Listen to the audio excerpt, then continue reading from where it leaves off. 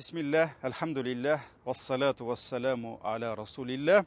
Ассаляму алейкум, дорогие братья и сестры.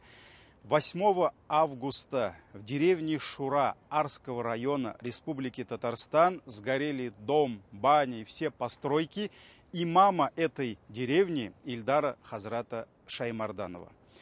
Альхамдулиллах, силами неравнодушных людей на сегодняшний день собрано 1,5 миллиона рублей.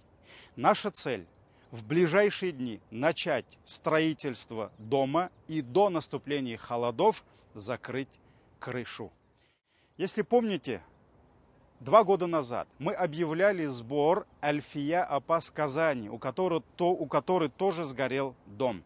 Вы знаете, за 1,5-2 месяца мы с вами собрали и построили ей абсолютно новый дом.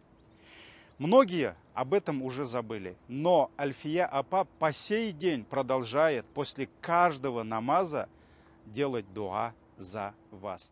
Посланник Аллаха, саллаллаху алейхи вассалям, сказал: кто избавит своего брата от одной печали в этой жизни, Аллах за это избавит его от одной печали в судный день.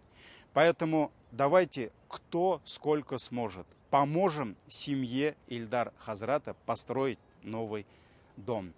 Перечисляйте свои средства на карту, номера указаны на ваших экранах. Фирмы и организации могут обратиться к нам, и мы предоставим им специальные счета.